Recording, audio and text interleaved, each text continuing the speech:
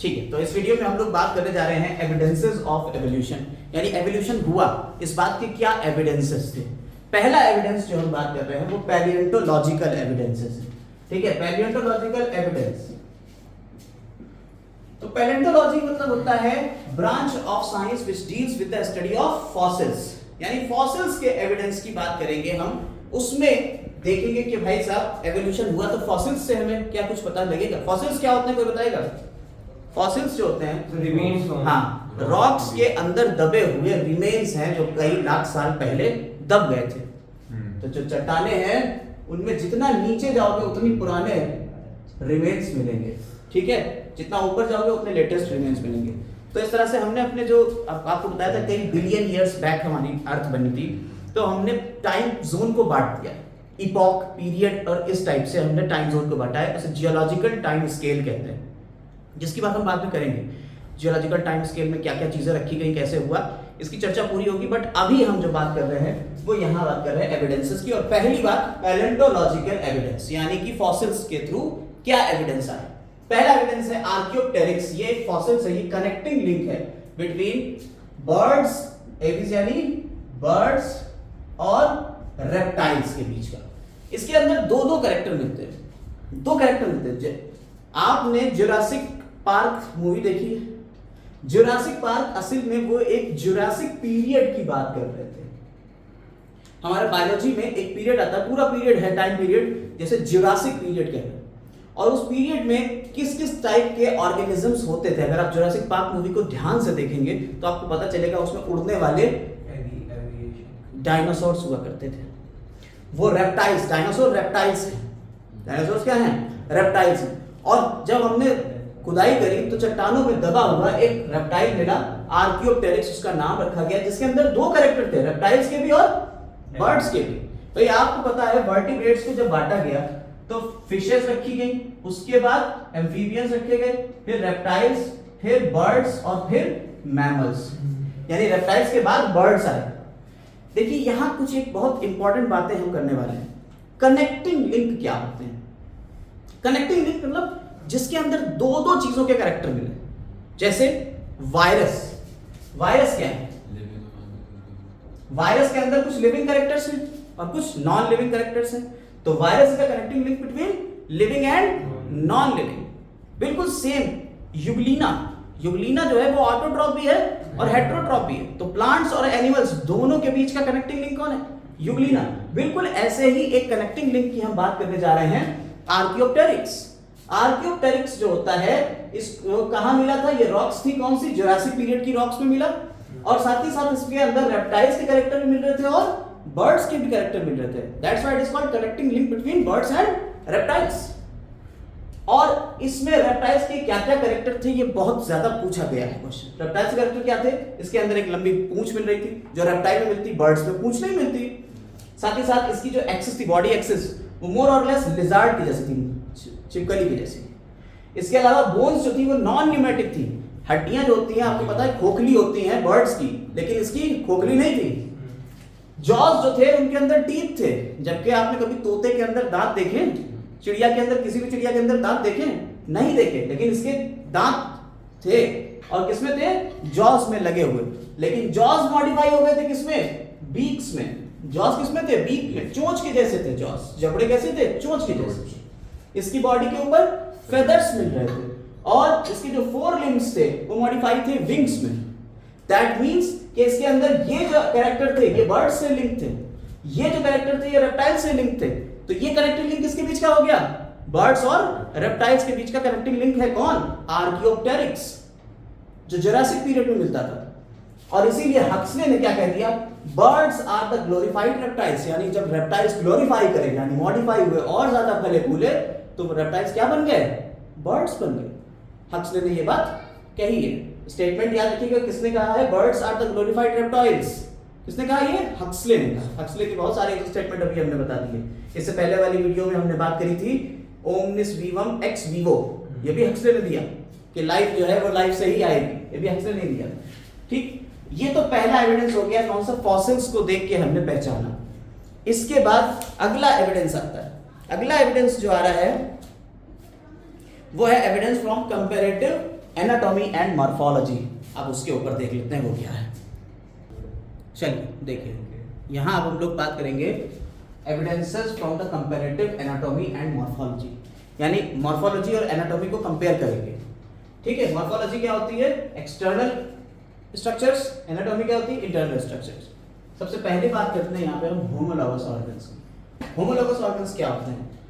कोई बताएगा? 10th class की बात है ये। होमोलॉगस जिनकी ओरिजिन सेम होती है लेकिन इनके फंक्शन अलग अलग होते हैं।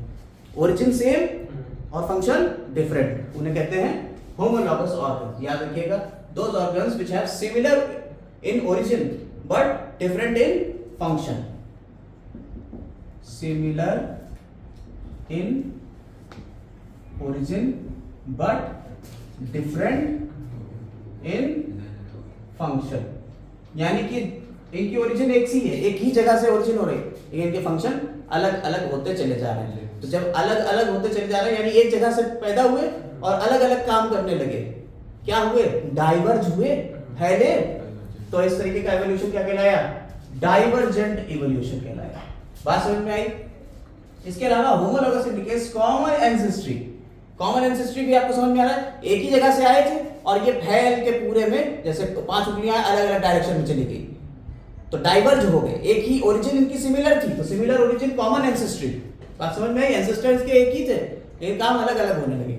जैसे कि बताएंगे हम आपको, एग्जाम्पल के तौर पे आप समझिए, मैन हो गया, चीता हो गया, व्हेल हो गया और बैट हो गया। इन सबके 4 लिम्स यानी आगे वाले जो पैर हैं, सब में ह्यूमरस, रेडियस एल्ना, कार्पल, मेटाकार्पल, फेलिंजेस मिल रही, सब में मिल रही और इनके फंक्शन अलग अलग हैं। मैन इसको कैच करने के लिए, पकड़ने के लिए, चीता भागने के लिए, व्हेल तैरने के लिए, बैट उड़ने के लिए 4 लिम्स का यूज कर रहा है। यानी सबकी ओरिजिन एक ही है लेकिन इनके फंक्शंस अलग अलग हैं। इस तरीके से mouth part of insects, insects के जो माउथ पार्ट होते हैं, mandible, maxilla, labrum, labium, hypopharynx, इस तरीके के जो पार्ट हैं ये सब में मिलेंगे। लेकिन किसी के इंसेक्ट के माउथ पार्ट जो होते हैं वो बाइटिंग एंड च्यूइंग टाइप के होते हैं। जैसे आपने कॉकरोच देखा, कॉकरोच जो माउथ पार्ट है कॉकरोच कैसे है? बाइटिंग एंड च्यूइंग टाइप है, वो चबाता रहता है। चींटियों को देखिए, चबाती रहती, बाइटिंग एंड च्यूइंग टाइप के। लेकिन मच्छर पियर्सिंग, कटिंग एंड पियर्सिंग वाले हैं। ठीक है, चूसने वाले हैं सकिंग एंड पियर्सिंग, पियर्स करेगा और चूसेगा। ऐसे ही जो आपकी मधुमक्खी होती है उसके अलग तरीके के होते हैं। ठीक, तो अलग अलग इंसेक्ट्स के अलग अलग टाइप के माउथ पार्ट हैं बट सबके ओरिजिन एक सी ही है, maxillary, mandible, labrum, labium, hypopharynx. ठीक, इसके अलावा बात आती है thorns of bougainvillea. Thorns of bougainvillea, bougainvillea के कांटे जो होते हैं, और साथ ही साथ टेंड्रिल्स ऑफ कुकरबिट्स। जो कुकरबिटा है उसके टेंड्रिल्स, टेंड्रिल्स यानी कि जो छल्ले होते हैं, इन दोनों की ओरिजिन स्टेम से ही हो रही है। इन दोनों की ओरिजिन किससे हो रही है? स्टेम से ही हो रही है।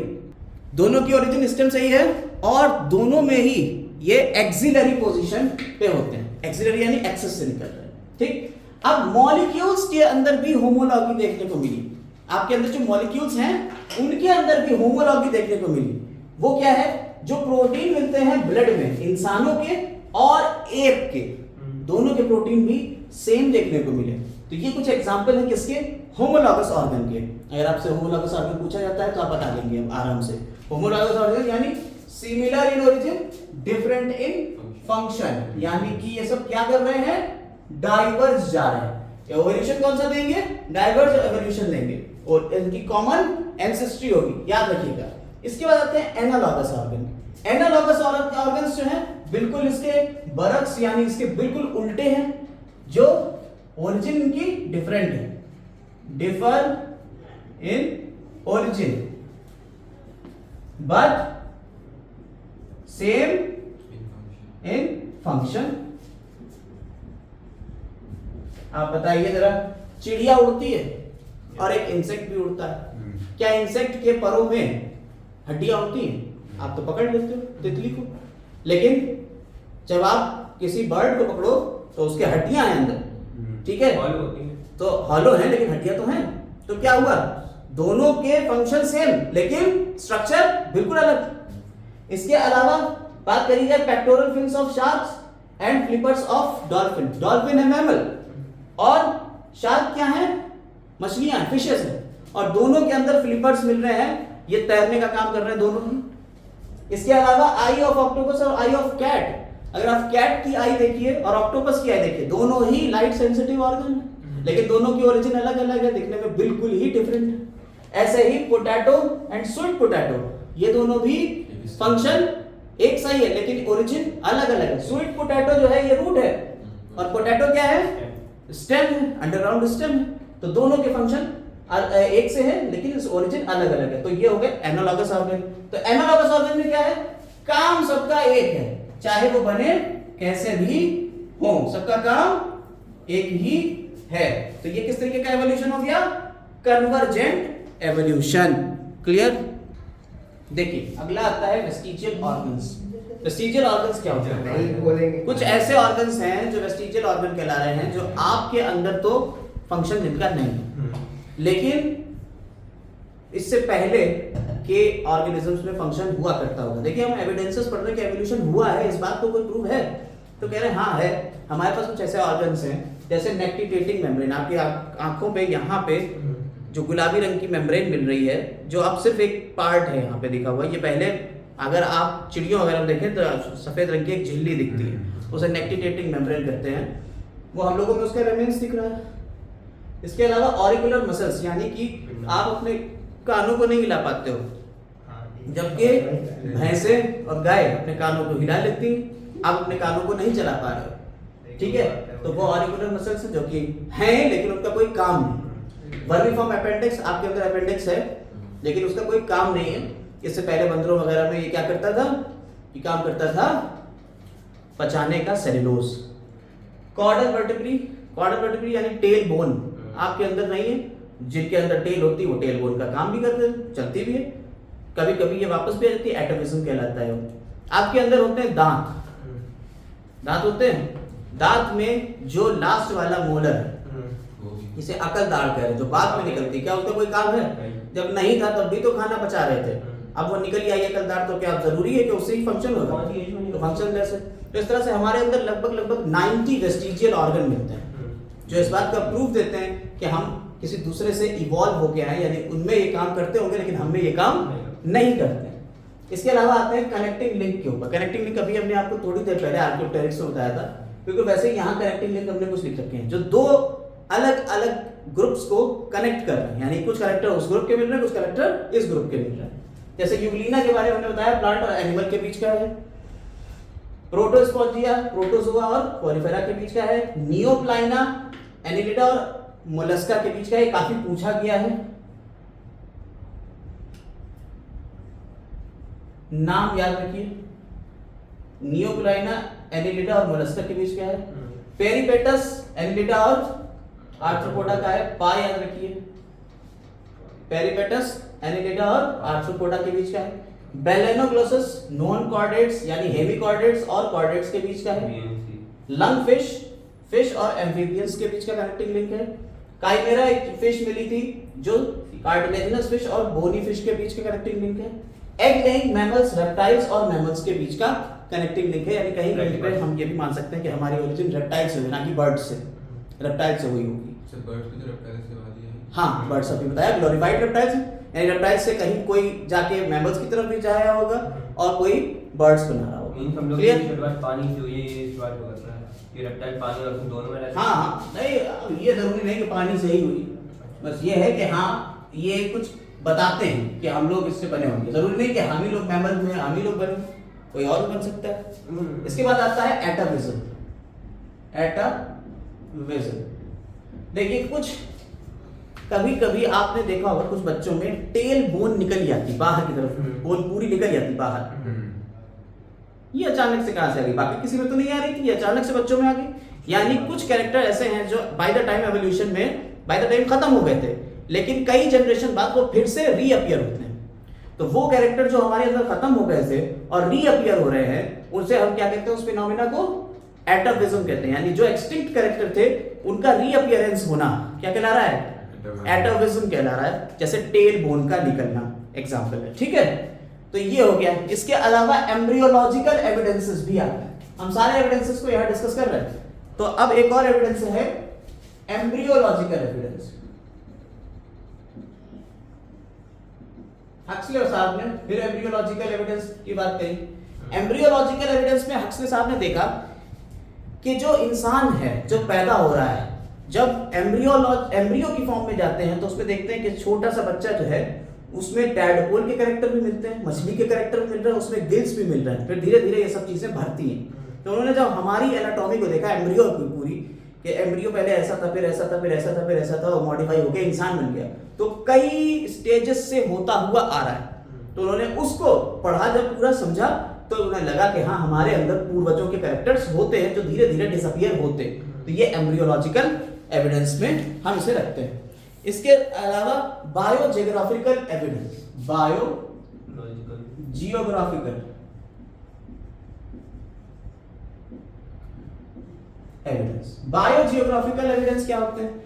आपको ये पता है कि हमारी अर्थ जो थी वो पहले पूरी एक दूसरे से जुड़े हुए थे, फिर ये अर्थ टूटी और कॉन्टिनेंट्स में बदल गए, और ये जो कॉन्टिनेंट्स थे इनको अलग अलग रेल्स में बांटा गया, बायोजियोग्राफिकल रेल्स में बांटा गया। ठीक है, पेलियार्कटिक, ओरिएंटल, ऑस्ट्रेलियन, इथियोपियन, नियार्कटिक और नियोट्रॉपिक, ये अलग अलग हमारे जो रेल्स बने, बायोजियोग्राफिकल रेल्स, जिसमें ऑस्ट्रेलिया अलग हो गया, ठीक है, अफ्रीका अलग चला गया, हम लोगों का कॉन्टिनेंट अलग आ गया, एशिया का अलग हो गया। तो ये अलग अलग कॉन्टिनेंट्स में टूट जाना, ये क्या है? जो अलग अलग कॉन्टिनेंट्स में गए वहां के अलग अलग पैटर्न हुआ करते होंगे, वहां का एनवायरनमेंट अलग होगा, तो ये वहां उस तरीके से डेवलप हुए। हम लोग यहाँ इस तरीके से डेवलप हुए, कोई ठंडे इलाके में गया तो वो उस तरीके से डेवलप हुआ, पोलर बियर पोल पे ही मिल रहे हैं, यहाँ नहीं मिल रहे हैं। तो क्या हो रहा है? ये बायोजियोग्राफिकल एविडेंस, यानी कि हमने ज्योग्राफी को देखा जब, तब भी हमें दिखा कि हाँ डाइवर्सिटी मिलती है, इसका मतलब है किसी एक जगह से टूट के ही ये सब बना होगा, यानी एवोल्यूशन हुआ होगा। इसके अलावा यहां पे अब बात आती है एडेप्टिव रेडिएशन की। किसकी आ रही है? Adaptive radiation. इससे पहले कि हम एडेप्टिव रेडिएशन की बात करें, हम डार्विन को थोड़ा सा आपके सामने लाना चाहेंगे। डार्विन साहब जो थे बड़े अच्छे साइंटिस्ट थे। डार्विन की थ्योरी की बात जब करेंगे तब हम लोग पूरा डार्विन के बारे में बात करेंगे, लेकिन यहाँ हम थोड़ा सा डार्विन के बारे में छोटी सी बात करें। डार्विन जो थे वो एक जहाज के ऊपर बैठे, उस टाइम पे जो हुकूमतें थी उनके सरगना यानी कि जो राजा महाराजा होते थे वो कहते थे कि भाई हमारा देश आगे बढ़े, जितनी ज्यादा तरक्की करेगा उतना ज्यादा हमारा देश आगे बढ़ेगा और हम दूसरी जगहों पे भी कब्जा कर सकते हैं, पढ़ाई के लिए भी आगे बढ़ना था। तो एक जहाज था HMS बीगल, एक जहाज था जिसका नाम क्या था? HMS beagle. इन्होंने कहा कि साहब ये जहाज पहले लड़ाई वाला हुआ करता, जहाज छोटा हो गया तो कहने लगे भाई अब इसका काम बदलो, इसे वॉयज के उस पे भेज दो, वॉयज यानी कि समुद्री यात्रा पे भेज दो, जिसमें बहुत सारे लोगों को बैठाया गया कि तुम भी जा सकते हो, तुम भी जा सकते हो, तुम भी जा सकते हो। डार्विन साहब को भी बैठा दिया, कहने लगे तुम्हें जाना है? कहने लगे हाँ हमें जाना है। 21 साल का ये नौजवान उस पर बैठ गया और ये एक आइलैंड के ऊपर गया जिसका नाम था गैलापागोस आइलैंड। और गैलापागोस आइलैंड में डार्विन जब गए हैं, इन्होंने अपनी रिसर्च करना शुरू करी। गैलापागोस आइलैंड असल में वो पूरा एक आइलैंड था जिसमें छोटे छोटे और आइलैंड भी थे, यानी थोड़ी थोड़ी दूर के ऊपर ये आइलैंड थे, और इन सभी आइलैंड्स को मिला के कह देते थे गैलापागोस आइलैंड। इन्होंने कहा भाई जहाज जब जा रहा है तो तुम यहाँ उतर जाना, अपनी रिसर्च करना, जब जहाज लौटेगा तुम्हें फिर से बैठा लेगा और ले जाएगा। ये उतर गए बिना लाइट के, बिना सोलर के, वहां रहे कई दिन तक और इन्होंने रिसर्च करी। इन्होंने एक बर्ड के ऊपर रिसर्च करी। हालांकि गैलापागोस नाम पड़ा है वहां के नेटिव जो टॉर्टॉइज थे, टॉर्टॉइज और टर्टल जो थे उनके ऊपर ये नाम पड़ गया गैलापागोस आइलैंड। लेकिन इन्होंने जो रिसर्च करी इस पे, इन्होंने बर्ड्स के ऊपर रिसर्च करी, उन्हें फिंचेस कहा, डार्विन फिंचेस उसका नाम पड़ा।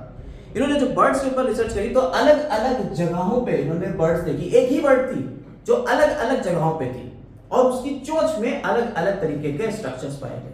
किसी की चोंच ज्यादा मोटी थी, किसी की चोंच पतली और लंबी थी, किसी की चोंच मजबूत थी, किसी की काटने वाली की, मतलब अलग अलग टाइप की चोंचें थी। इस तरह से उन्होंने उन बर्ड्स को कहा डार्विन फिंचेस और कहने लगे एडेप्टिव रेडिएशन यही, ठीक है, डाइवर्जेंट एवोल्यूशन। बने एक से ही थे लेकिन ये फैलते चले गए अलग अलग जगहों पे। जब ये यहाँ गए एक बर्ड, तो उसे खाने को मिले नट्स, तो नट क्रैकिंग थी, यानी कि वो सीड क्रैकर थी, उसे जो सीड मिल रहे थे वो उन्हीं को तोड़ रही थी, जिसकी वजह से उसकी बीक मजबूत हो गई। कोई आगे गई यहाँ पे, तो उसे खाने के लिए कुछ और चीजें मिली, जिसकी वजह से नेक्टर उसे पीना था, तो पतली चोंच करके उसने फूलों के अंदर डाल डाल के नेक्टर पीना शुरू कर दिया।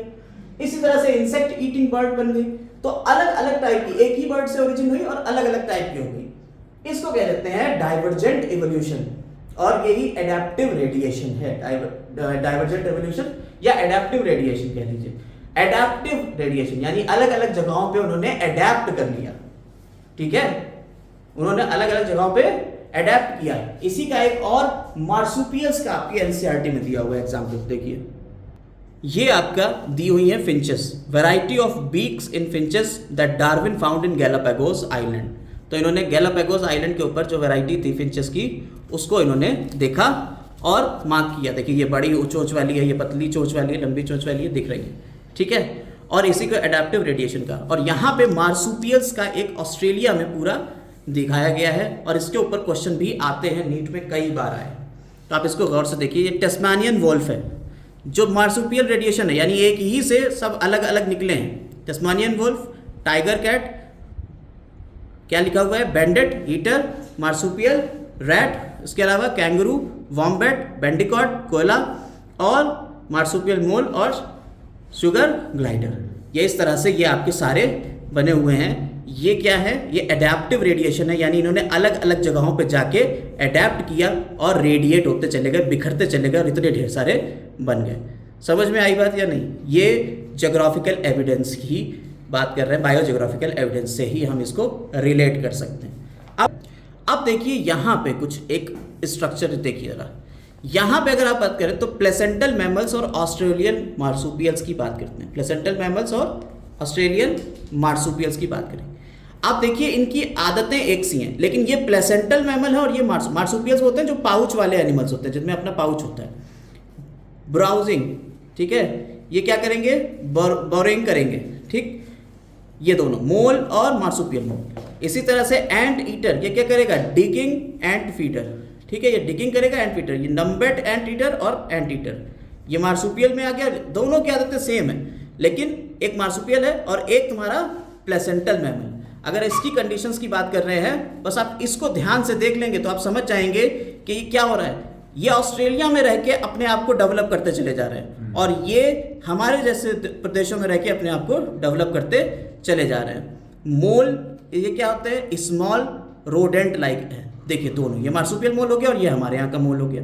ये लीमर हो गया, ये स्पॉटेड कस्कस हो गया, ठीक है। ये एर्बोरियल होता है, यानी कि पेड़ों के ऊपर रहेगा। इसके अलावा ये हो गया फ्लाइंग स्क्वायरल, और यहाँ फ्लाइंग फैलेंजर, ये क्या है, एर्बोरियल राइडर है। इसके अलावा यहाँ बात करी जाए तो बॉब कैट है और यहाँ टस्मानियन टाइगर कैट है। दोनों की आदतें क्या हैं, ये कैट लाइक कार्निवोर है। यहाँ की बात करी जाए वोल्फ और ये टस्मानियन वोल्फ, ये दोनों क्या हैं, डॉग लाइक कार्निवोर हैं। तो इस तरीके का एवोल्यूशन कहलाता है पैरेलल एवोल्यूशन, ठीक है। और यहीं पे अब हम लोगों ने इस तरीके से एवोल्यूशंस के जितने भी एविडेंसेस थे अब तक तो वो पढ़ डाले सारे। जो कुछ भी बचा होगा उन सब चीज़ों को अब हम लोग आगे डिस्कस करेंगे। आज के लिए बस इतना ही। Have a nice day.